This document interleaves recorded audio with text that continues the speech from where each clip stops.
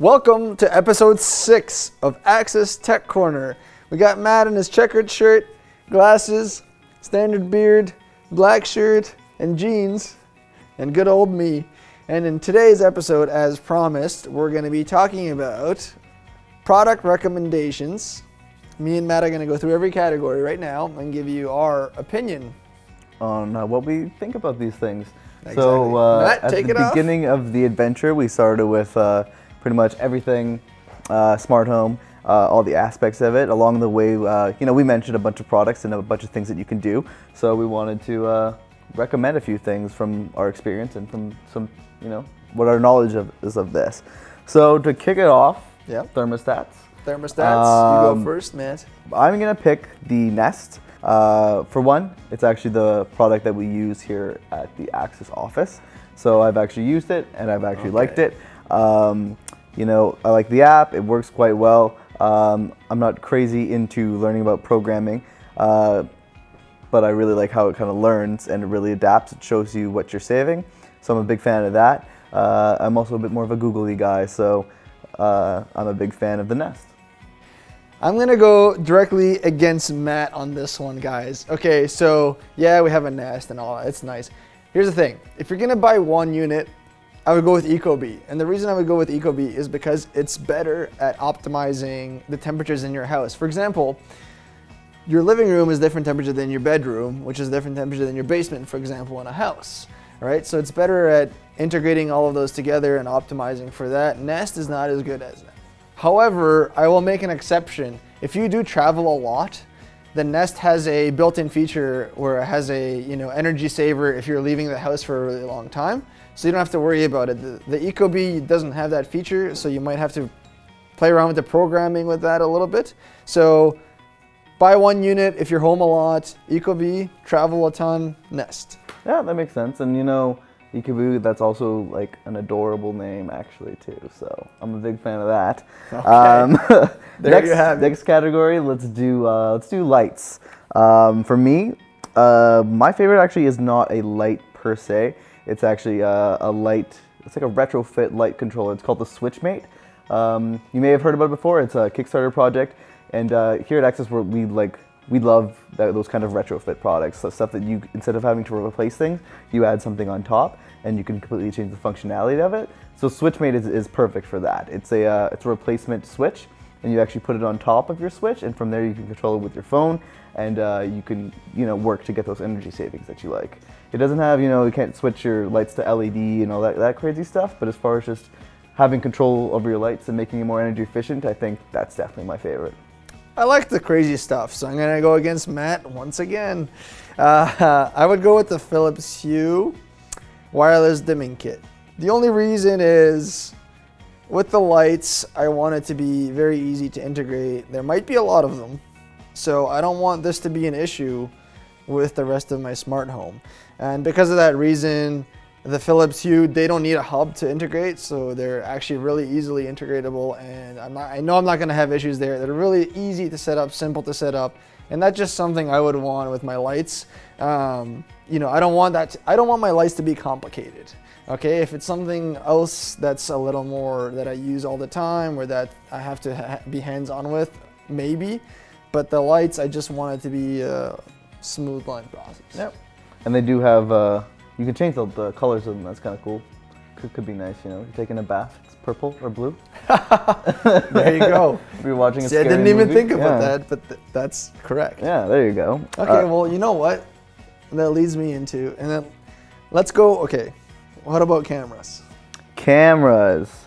I really wanted to. I don't know his take on it yet, so I really want to find out what it is. Cameras, I think I'm going to go with, again, just because we have it in the office and we love this company, but Canary. Love how it looks. It's super cool. The branding is super on point. I love the cloud storage. That's what's really cool. Okay. And the new one that they have coming out, Canary Flex, I don't believe it's out yet, but it looks really cool, really good for outside. I think it's pretty awesome. I think I would have to go with Canary, at least for indoor surveillance. Okay. So I guess I'm finding out me and Matt don't have anything in common. I don't know how we work together, man. No, but I'm going to go against Matt again. I'm sorry, Matt. By the way, guys, leave in the comments if you agree with me or if you agree with Matt on these choices. Yeah, or you have something entirely different. We would different. love to hear from you. Yeah, and if it's entirely different, that's fine. Unless you're going directly against what I'm saying, then it's not fine. But I would go with the Net Atmo. I think that's how you say it.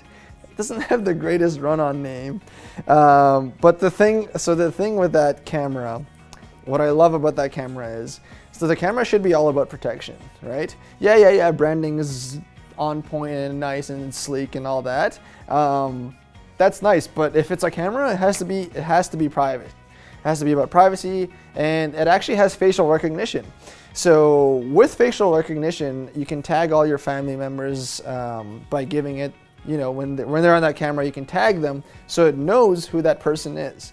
And by facial recognition, it's going to be a lot easier to catch people it'll give you signals or give you signs when somebody is there that's not facially recognized. So you'll know at any point in time, and you'll be notified immediately if there's somebody around your house that you're not expecting, right? And I think that's huge because it's all about security. I would rather be secure than have the apple of cameras looking nice on my front doorstep. All right, let's move along into locks. What are your thoughts? Locks. Okay, I go first this time. All right, so locks. Locks is kind of I don't actually recommend locks right now because if we're gonna talk about locks, it's all about security. Unless you don't care about security, unless it's like you're in a neighborhood where you feel really comfortable, really free, you know the neighborhood really well, and you're not too concerned about it, I wouldn't get a lock, to be honest. But if I had to choose one, I would go with the August lock. The only reason I would go with the August lock is because it has the most amount of integration with other devices. So one thing that I would hate with any smart tech is that if I bought it and it had only, say, one certain type of integration and not the others, and that integration ends up losing in the race to being the number one. Yeah, we mentioned that in the right? previous episode. And so that would be totally inconvenient. So then I would have to use different things for my lock versus the rest of my house. That's just not a good way to go. Because of that, I think it has the most amount of integration. It doesn't have some things like the keypad, of course, which could be really useful. But if anyone's going to hack into it, they're going to hack into it, keypad or not. That's the only reason I would go with the August. That makes sense. Yeah. So now I'm going to throw a curveball at you guys, actually. Curveball. Especially at you. All right. I actually agree with Boris this time. Oh, nice. Yeah. First one. As it stands, I'm not entirely impressed with the smart locks that are out there. Some of the features seem on point. They just don't seem reliable. It's not something I would want protecting my house at the moment. Again, if I had to pick, I'm going to agree with you. August, I think. I like the integration. I'm not going to lie to you. I like how it looks. There it is. It's important to me. I like my stuff looking cool, obviously. But I don't, it just doesn't seem there yet. But another one that I might be interested in is the Sesame lock. Again, like the Switchmate, I like how you could just replace your old locks, which is fantastic. But yeah, just not there yet. We're, again, actually another surprise. We're using the Kivo lock right now. Not a big fan of that. So smart locks. So you know what? I just really want to mention something to you guys really quickly. It's abundantly clear that the advice Matt gives is all about making your home a little bit sexier versus mine, which is saving you money, securing you, making your life easier, and making you look sexy. I just wanted to establish that that's the difference here between opinions. But anyway, we'll go forward. We'll go forward. Matt, what hub would you get? Hubs? Again, because we have one. Because I just have a hard time recommending something that I haven't actually used. Remember what I just mentioned. So I have experience with SmartThings, so I'm going to pick that. We have one in the office and I've been using it, so I've been enjoying that. Despite the explosions of the Note 7. Samsung feels like a company you can trust. Definitely when it comes to security, they're a reputable brand, you know, so I agree with that. Also, I really like the kind of the community of products that they're building. Like a lot of things are integrating with SmartThings. I find that pretty impressive. It seems like if you want a hub, you want it to be able to integrate with everything, and definitely it seems like SmartThings is moving towards that, so I would go with that. Okay. You know what, guys? I'm going to agree with Matt on this one. There is a few hubs out there. The reason I would choose SmartThings is not because we have one and use it and like it.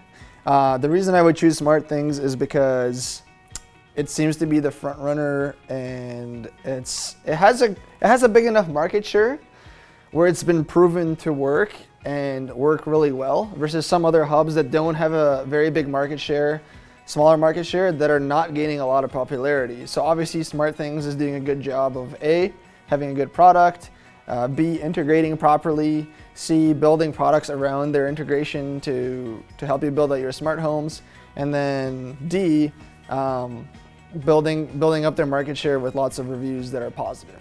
So like you said, there's a lot of trust there.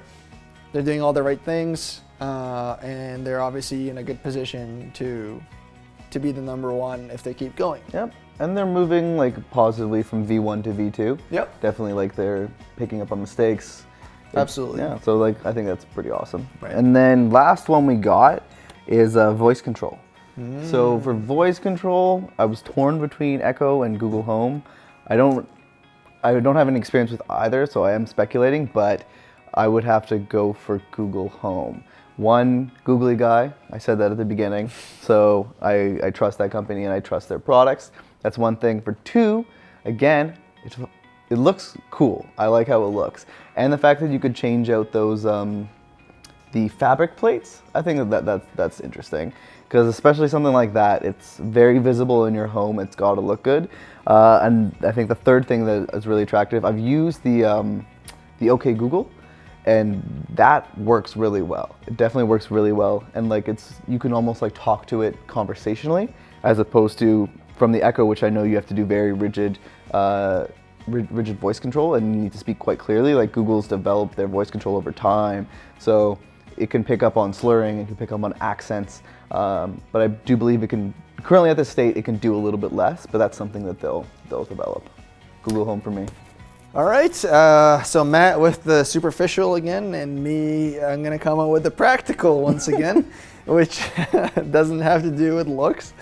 Of course, they all look good. So, again, I'm gonna go against you, my friend.